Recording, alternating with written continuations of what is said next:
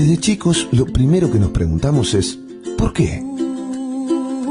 Una pregunta que nos acompaña toda la vida. ¿Por qué? En el bar, en la calle, en el trabajo, en el subte, en el taxi. ¿Por qué? La ciudad, el país y el mundo, más allá de la coyuntura. ¿Por qué? La pregunta de siempre con la profundidad que la actualidad a veces nos hace perder de vista. ¿Por qué? Así de simple, así de profundo. Graciela Fernández Mejide se pregunta ¿por qué? El 1110. Buenas tardes, buen domingo, soy Graciela Fernández Mejide y esta vez acompañada, suelo siempre estar muy bien acompañada, por Carlos Corach y Walter Curia.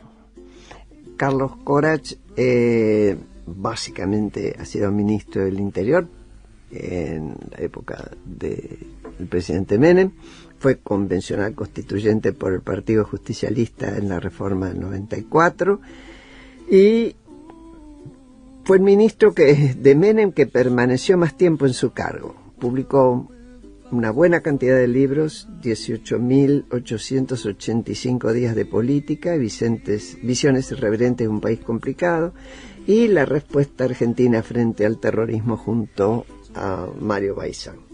Y Walter, que ya estuvo con nosotros, ustedes lo recuerdan, es periodista desde que tenía 20 años, un pendejito.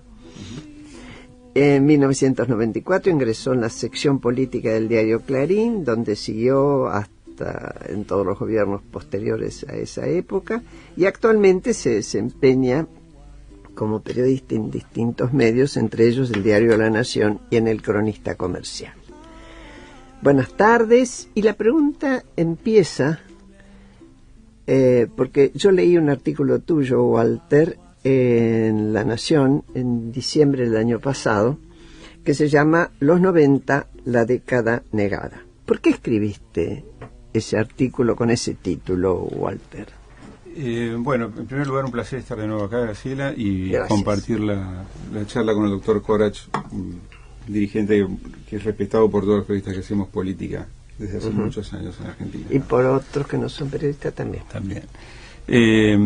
Bueno, el artículo tiene que ver, en primer lugar, con un intercambio con los editores del diario y era una manera de, ante la inminencia del fin de una etapa, la etapa kirchnerista, de un fin de ciclo que se viene anunciando desde hace bastante tiempo. Bueno, por lo menos de octubre del 2013. Claro. ¿No? Recordar cómo había sido la otra etapa, la etapa de los 90, una etapa que ha sido negada de alguna forma por el inconsciente colectivo de los argentinos y que cuando no ha sido negada fue utilizada de múltiples maneras, entre otras para justificar algunos errores y algunas desviaciones o desvíos de esta misma etapa.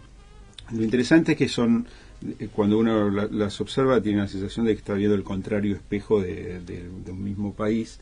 Y otra de las curiosidades es que las dos etapas estuvieron hegemonizadas por el mismo partido, por proyectos diferentes o corrientes diferentes del mismo partido, y tuvieron un acompañamiento popular importante, incluyó la reelección del mandato. Así que la década del 90 sigue despertando incógnitas y sobre todo nos pareció que era importante revisarla a partir de las propias limitaciones que presenta esta década y con este juego de palabras de la década ganada que presenta el kirchnerismo con aquella, ¿no? La negada que representó el Menem. Pero que para la época del presidente Menem también hubiera sido dicho por él la ganada. Probablemente. Y no lo dijo, pero me imagino Corach, ¿no? Totalmente. Carlos. Bueno, muchas gracias por la invitación, Graciela. Para mí es un placer, esto yo disfruto.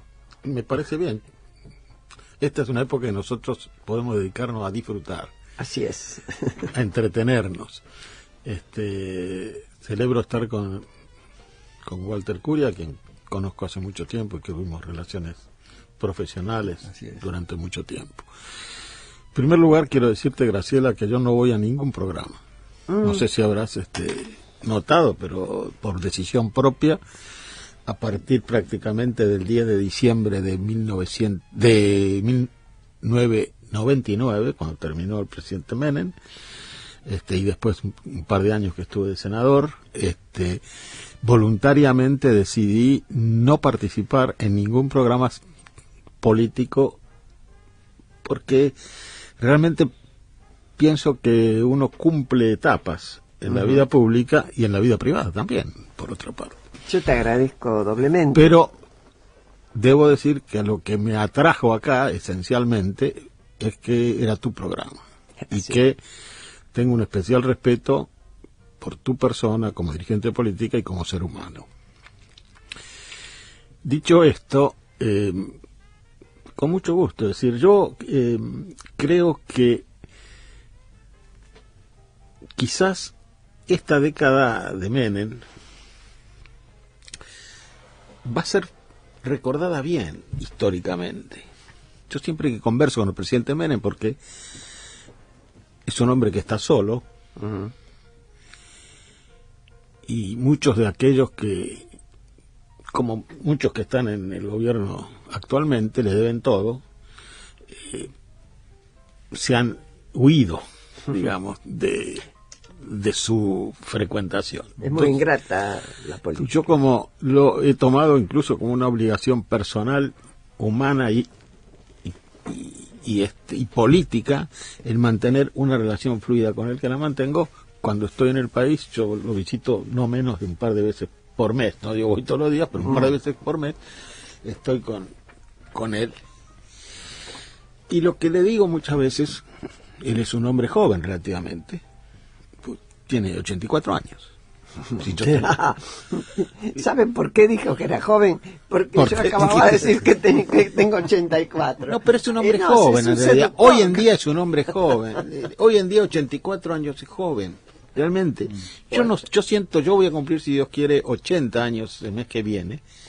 Yo me siento viejo. Ah, bueno. La pregunta es cómo están las ideas de Menem. Si son ideas... Las ideas de Menem, yo quiero ser franco.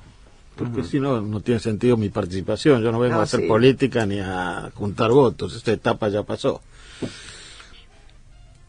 Ser franco, yo hablo poco de eso con Menem. Más bien hablo de recuerdos, de sus sentimientos familiares.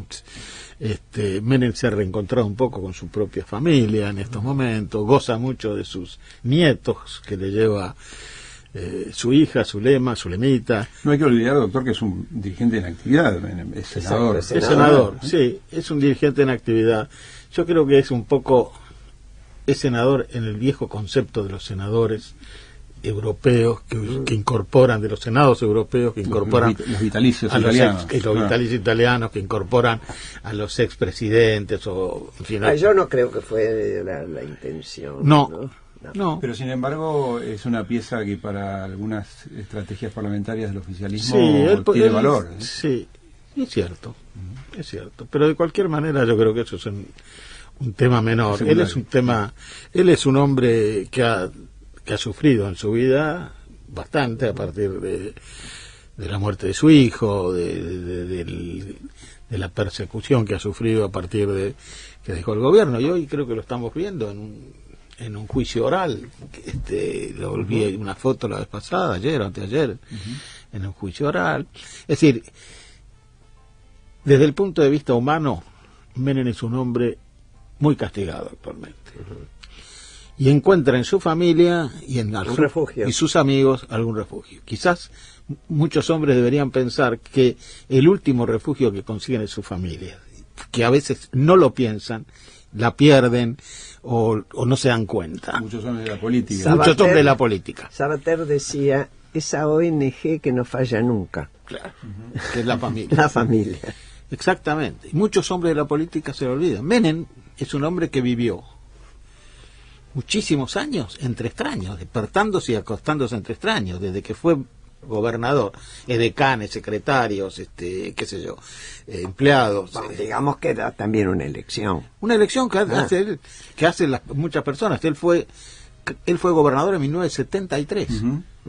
Y a partir de eso estuvo o fue gobernador, o fue preso, o fue después gobernador otra vez y después fue presidente. Lo que llama la atención de la figura de Menem es esto que mencionábamos recién, que ocupa tiene como una doble función Menem para el gobierno actual.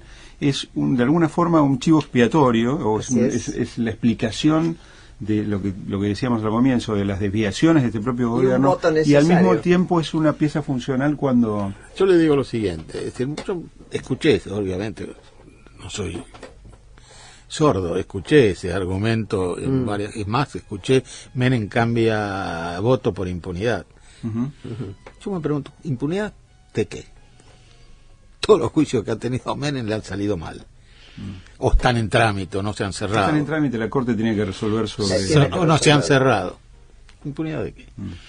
Cada 2 por 3 lo ves en un juicio, en un... ¿cómo es? En un tribunal. En tribunal oral. O siendo indagado, o... ¿Y por qué seguiría entonces siendo senador? ¿Es un interés personal? Vamos... No lo sé. Queda la sospecha esta. Quiero ser claro. Corramos la sospecha No de sé. que sea por impunidad. Si no fuera así... Bueno, en este momento está siendo beneficiado por los fueros parlamentarios. Pero el fuero parlamentario no hay nadie, ningún tribunal que le haya pedido el desafuero. ¿Qué tribunal pidió el desafuero? Es decir, para que esté beneficiado por los fueros parlamentarios, alguien tiene que haberle pedido el desafuero. No sé si soy claro. Sí. Es decir, ¿por qué va a beneficiarse una cosa que no le han pedido? Pasó con Angelos. ¿Pasó con Angelo? Sí. Que se pidió el desafuero. Perfectamente. Bueno, volvamos a la década donde obviamente no se puede separar la figura del expresidente Menem. ¿Por qué decís vos, Walter, que fue negada? No los motivos profundos. ¿Qué es lo que se niega de esa década? Cuando me puse a producir este material, lo que advertí es que la década del 90 en muchos interlocutores despertaba un sentimiento de vergüenza y de culpa colectiva. Ese famoso yo nunca lo voté. De alguna forma, sí, no sé si tan lineal ya a esta altura como eso, pero sí como que la sociedad se hubiera ingresado en una etapa de extravío que tuvo costos altísimos. Los costos de la década del 90 son innegables, ¿no?, en términos sociales. De manera que muchos preferían yo no estoy de acuerdo en eso. no verla. Bueno, ahora vamos.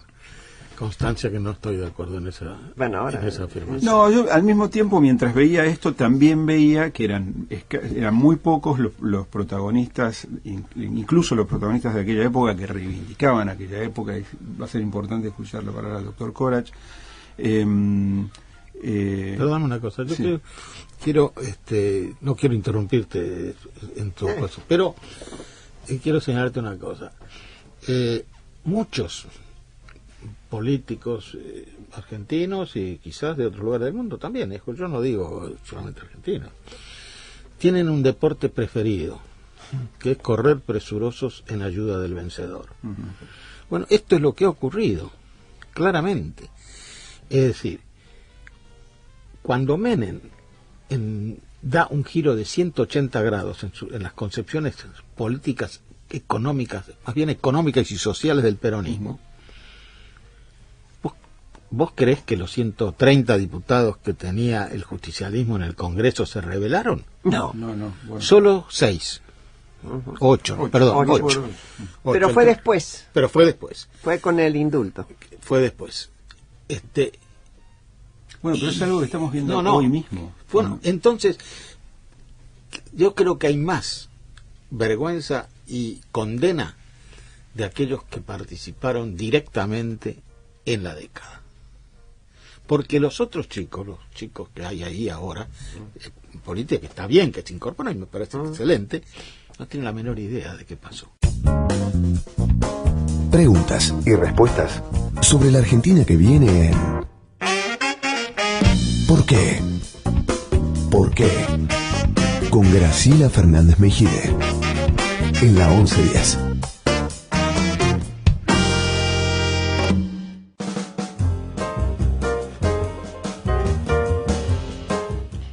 Estamos aquí con Carlos Corach y Walter Cury hablando y voy a seguir con el título del artículo de Walter en el Diario de la Nación, la década negada, los 90. Me gustaría que incursionáramos, ya que lo tenemos a Carlos aquí, y vos, bueno, que Walter, que ha seguido todo ese tema, en cómo era la situación productiva del país, es decir, el cambio que hace Menem, que abandona la estrategia Alfonsín, Centroamérica, Nicaragua, más a la izquierda, y dice vamos a amigarnos con Estados Unidos, y nuestra capacidad competitiva para crear ganancias de las cuales el Estado tuviera un beneficio fiscal. ¿Podemos hablar de eso un chiquitín? ¿Cómo no? Sí, yo lo que se advierte en el periodo de Menem es un primer periodo antes de que consiguiera la estabilidad económica, que fue uno de los logros reconocidos y que por los que la sociedad además le renovó la confianza, ¿no? Lo que se advierte en el menemismo desde lo económico, pues yo no soy economista, pero esto es lo que tradicionalmente se recuerda, son dos periodos. Un periodo en el que el gobierno, como la mayoría de los gobiernos peronistas, se sube a la corriente de época, que es una corriente económica que sucede a la caída del muro de Berlín y a la aparición el consenso de Washington, el consenso de Washington y la aparición de un mundo unipolar. Y subido a esa corriente, el gobierno desregula la economía, avanza en esa dirección. Consigue sin duda que consigue relativo éxito, bastante éxito. Reconvierte la economía, y en realidad lo que produce el menemismo en esos primeros años es de alguna forma la llegada, el regreso de la modernidad a la Argentina, en el sentido un poco en el que lo conocíamos nosotros a principios del siglo XX o a finales del siglo XIX, ¿no? Sí, la Argentina se reincorpora. Lo que no hay que olvidar que la Argentina fue, si no una de las primeras economías que se globalizó a finales del siglo XIX. Hay una cosa importante que Menem de alguna forma recupera esa corriente liberal de la Argentina y la UPA a la corriente de época. Correcto. Después aparece, lo que dice Walter. Después aparece otra cosa. Lo que dice Walter es correcto, pero yo creo que es correcto, pero hay que insertarlo en una perspectiva histórica del peronismo. Es decir, el peronismo nunca inventó políticas económicas. Perón en el 46, 45, o como sea, se sube al neokeynesianismo, que era la corriente económica, el estado de bienestar, y la corriente económica que predominaba en el mundo, que entra en crisis, y el peronismo el primer peronismo entra en crisis, años 53, 52, 53, en que empezamos a comer pan negro, por ejemplo. Menem hace lo mismo que Perón. ¿Cuál es la corriente predominante en el mundo? El consenso de Washington, como dice Graciela, o el neoliberalismo, como diablos quieran llamarle. Y eso es lo que Menem implementa, con éxito. Ahora vamos a ver si tiene o no. Bueno, podríamos decir que el kirchnerismo también... No, el kirchnerismo es distinto, porque el kirchnerismo asume también otra corriente, no claro, esa. Claro, la que corresponde a su época. La que corresponde a su época, que es una revalorización del Estado y un equilibrio que Menem en ese momento no lo tenía. Ese es el denominador común del peronismo. Ese es el denominador común del peronismo, y es, de alguna manera, lo que permite que el peronismo persista como estructura política en el país. Es decir, es como que el peronismo, querés llamarlo oportunismo, como quieras, pero el peronismo le da al país la inserción en las corrientes mundiales y trata de usufructuar de lo que puede... Es decir, es mucho menos ideológico. No es ideológico. No es ideológico. Ni menos ni más, no lo es. No lo es un partido de poder. Por eso hay dos cosas. Una es esto, y la otra es lo que se llama... el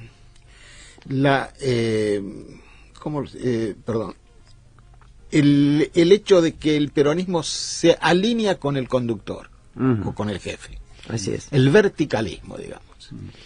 Esa es la otra clave de la gobernabilidad del peronismo. Es decir, no tiene disidencias internas, no, por lo menos no son fuertes. No, el peronismo es eso.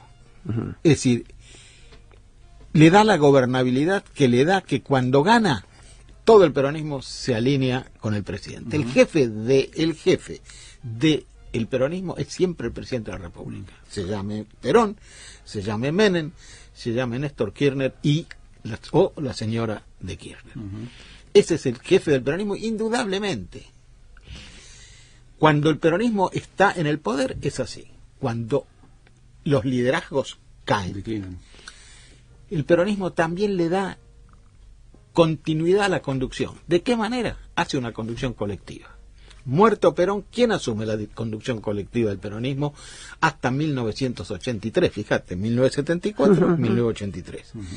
El sindicalismo. Así es. Que en realidad la Unión había Obrera- sido como la columna vertebral al comienzo. ¿no La es Unión, cierto? en la Unión Obrera Metalúrgica en 1983 se decidieron todas las candidaturas Así del es. país, desde el presidente de la República hasta el último concejal. Tanto es así que me parece, corregime, que Cafiero pensaba que iba a ser él. Bueno, el Cafiero tuvo la candidato. oposición de un dirigente muy importante de aquel Lorenzo momento que Miguel. tenía... No era Diego Ibáñez. Ajá. No sé por qué, había cierto... Bueno, en definitiva, no sabía. Ok. Pero, Petrolero. Pero lo que ocurre es que el peronismo es eso. Y cuando declina hasta que encuentra un nuevo liderazgo en Menem. El problema- Cuando Menem declina, ¿quién asume? Cuando Menem termina su presidencia y su liderazgo, ¿qué colectivo asume el liderazgo del peronismo? La Liga de Gobernadores. Es decir, siempre hay como un recambio de coalición. Es decir, Digamos que hay un instinto de preservación muy fuerte. muy fuerte, muy fuerte. Sí, sería Yo bueno lo he preguntarse si eso puede llegar a reproducirse Ahora, hoy con no lo las sé. características que tiene el liderazgo No lo peronista sé. hoy, que es incluso más concentrado que Sí, nunca. pero es distinto. Y lo que tú dices es una buena pregunta que yo también me hago, como será muchos argentinos y peronistas, y sin ser peronistas también están No, inquietos. hay una cosa que es llamativa, ¿no? Hoy, de los 3 candidatos que aparecen en las encuestas, al menos con más posibilidades de ganar en la presidencia, uno no es peronista, manifiestamente es el caso de Macri, los otros 2 dicen ser peronistas, sin embargo no son de paladar negro. Es de la gente que concibe el poder de tal forma que es a través del peronismo, porque ni Scioli ni Massa en sus orígenes eran peronistas, ¿no? Ahí yo encuentro un punto de contacto entre los 90 y el momento que estamos viviendo. Se da la curiosidad de que en la discusión natural que se da ante un cambio de etapa, entre continuidad y cambio, eso no está todavía demasiado definido en la Argentina. Tal vez los últimos acontecimientos vinculados a la tragedia de Nisman, sí, y bueno, el desgaste muy severo que está teniendo la imagen de la presidenta y del propio gobierno puede alterar y pueda dar lugar a que avance el cambio por la continuidad.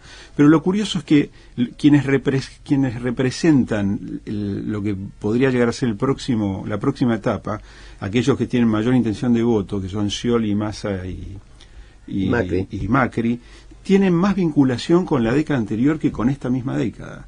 Así que hay eso es con una la década del curiosidad. 90. Claro, incluso hay una frase de Zulemita Menem, que alguien le preguntó en una entrevista por los candidatos y ella dijo que son de la cultura política de su padre, que son herederos de la cultura política de su padre, ¿no? Bueno, Scioli de hecho De fue hecho, un lo fue. invento. Y Massa es mucho más joven todavía. en esa Sí, sí, época. sí. Pero el tema es que ¿qué es lo que afectó de alguna manera la imagen de Menem y qué al final de su mandato? Fue un intento, una fantasía que alguien le puso en la cabeza al presidente. Lo digo acá públicamente porque se lo he dicho a él muchas veces en aquel momento y cuando era el momento de decírselo, de que podía ser reelecto por segunda vez, cosa que era jurídicamente y políticamente imposible. No había ninguna posibilidad, absolutamente ninguna. Me lo ha dicho muchas veces, lo recuerdo. Me lo dijo muchas En veces. aquella oportunidad dije, no hay ninguna posibilidad. Además, yo hablé con Duhalde tiempo antes y le digo, Eduardo, no confrontes con ese tema, porque ese tema no tiene ninguna posibilidad. Absolutamente ninguna, pero no era que había un 1%, no había 0%. Había que reformar la Constitución. Imagínate vos cómo hacés para reformar la Constitución, un disparate. Había varios intentos para hacerlo por ley, Es ridículo. y todo eso, no hubiera pero salido nunca. nunca. Y además no hubiéramos tenido los votos para elegirlo tampoco, seguramente. Pero, es decir, nosotros entonces se produce ahí en el peronismo una fractura que algunos dicen ideológica entre lo que fue la candidatura de Eduardo Duhalde y el presidente. Y esto es un poco lo que pasa con Angelos y Alfonsín en su momento, cuando Angelos lo forzó a Alfonsín a hacerlo renunciar a Ruiz, creo que era. ¿Por qué digo que se produce una fractura? Porque Duhalde empieza a militar contra la convertibilidad. Ojo, yo no digo que a lo mejor no tenía razón en ese momento o había que haber hecho modificaciones. Pero ¿qué pasa? Como la oposición, digamos, Duhalde, de la Rúa y Chacho, perciben que la convertibilidad era un ícono y que la gente decía, no me toquen la convertibilidad, ¿qué dice de la Rúa? No, yo la voy a continuar. Es más, Chacho en algún momento dice, yo me equivoqué cuando voté en contra. Así es. Entonces cuando dicen, no, Menem le hizo perder las elecciones a Duhalde, no es cierto. Duhalde perdió las elecciones porque no se dio cuenta que la sociedad argentina no quería ese cambio. Hoy, eso me refresca lo que tú dices respecto de acá, cambio o continuidad. Acá continuidad no hay. Es cambio así o cambio, un cambio así, un cambio así, un cambio ya, un cambio despacio. Esto es la única alternativa. ¿Por qué? Porque la sociedad quiere paz, conciliación, diálogo y consenso. Bueno, seguimos enseguida.